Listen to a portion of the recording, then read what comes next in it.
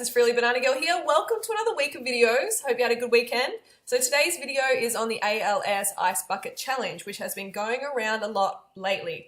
And some of you might be wondering, what is ALS? Well, it's often referred to as Lou Gehrig's disease. It's a progressive neurodegenerative disease that affects nerve cells in the brain and in the spinal cord. Obviously a terrible state to be in, and we want to help prevent people suffering from it. So I was nominated to do the Ice Bucket Challenge, and I didn't know anything about it. So I'm like, I'm not just going to follow the herd and, just jump on board and do this without doing my research. And I actually saw a lot of mainstream celebrities jumping on board, and to be honest, that makes me wary. Whenever the mainstream, goes for something in such a big way, it forces me to question it and research more. My first impression was, is this another cancer industry cash cow where a cure is just around the corner, but it never comes, while these organizations are making a killing off donations from caring people? And some of you might be like, oh, that's a terrible way to think about things. No, it's just being real. It's just being savvy. You have to be savvy in this day and age, or you're going to be taken for a ride for sure. I mean, we're talking about big, huge amounts of money here. We're talking millions, sometimes billions of dollars that these charities are pulling in. And unfortunately, ethics often go out the door. So you really have to do your research on that. That's all I'm saying, do your research. And so I came across this video which I found really interesting. Check it out. So I got nominated for that Ice Bucket Challenge. I want to thank Tone Desiderio for not only putting on a great video, but for nominating me so that I could help raise awareness for ALS, or Lou Gehrig's disease.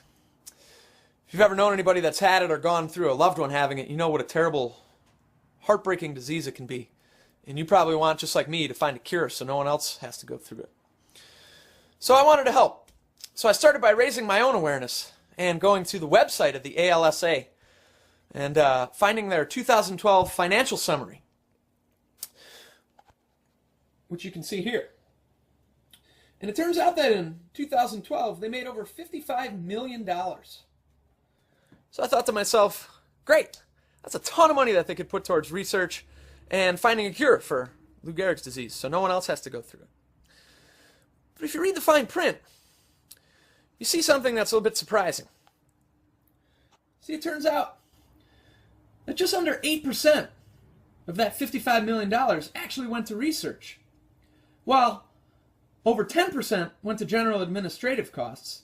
In other words, salaries for those people in key positions in the organization.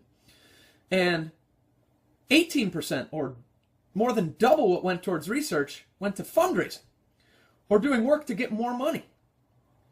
In other words, that $100 you spent so you didn't have to dump a bucket of ice over your head, only about 7 of it actually went to research for ALS, which might have been enough to maybe buy one of those plastic pipettes they use.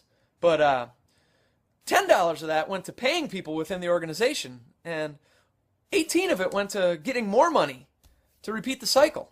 See, what a lot of people don't understand is that just because the ALSA is a not-for-profit organization doesn't mean that they have this mandate that they can't make money. In fact, just like any other corporation, their entire goal is to make money. But what the not-for-profit designation does for them is just exempts them from paying any federal income tax, which should really excite all you neocons. I still wanted to do my part. I still wanted to help raise awareness so that we could eventually find a cure for this disease. But what I decided to do is take a page out of the ALSA's playbook, and instead of the 100 ice cubes you'd typically find in a bag of ice, I counted 7 of them out, 7%, and I got them here. So, challenge accepted. Now I want to nominate the rest of you to wake the fuck up and realize that not-for-profit organizations aren't really doing much for research. Wow, so Brad definitely raised a lot of good points there and got me thinking more and researching more. And I found that a great deal of ALS research funding is being spent on actually torturing animals by creating genetic mutations in them. And these tests are not only torture to innocent animals, but they haven't resulted in effective treatments. So I'm thinking, why do they continue to do them? And this is definitely not something I want to support with my donation. Some well-meaning people still believe that animal research can be humane, The fact is that humane animal research is a contradiction in terms simply because the very aim of animal research is to cause distress and pain by trying to recreate disease and trauma. The goal is never to cure, since the animals are always healthy before the experiments. How can anyone burn, mutilate, or shock the pain centers of the brain with electricity in a humane manner? Anesthetics and pain-relieving drugs are not required by law, and thus are not given to an estimated 85% of the animals used.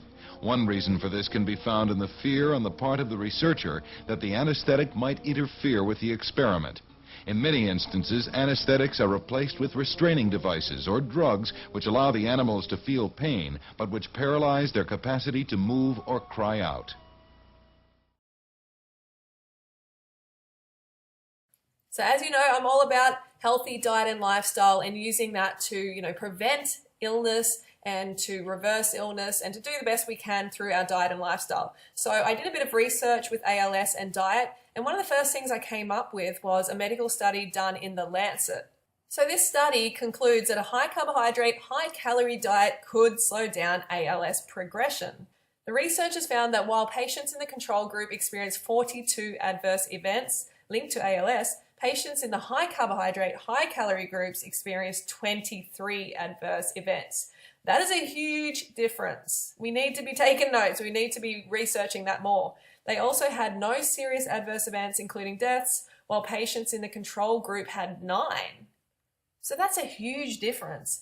And by default, when you're having a high carbohydrate diet, it becomes a plant-based diet. And I can only imagine with the total exclusion of animal products, how awesome the results would be. And so we have another study here. Eating bright colored fruits and vegetables may prevent or delay ALS. So new research suggests that increased consumption of foods containing colorful carotenoids, particularly beta-carotene and lutein, may prevent or delay the onset of ALS. So, folks, eat your fruits and vegetables. Here's another fantastic study. Here's more proof that eating fruits and vegetables can help prevent disease, serious disease. Okay, fruit bats, so that's the video for today. I would love to hear your thoughts on this topic, so please leave them in the comments below, and I will see you tomorrow. Don't forget to go fruit or root yourself. See you soon.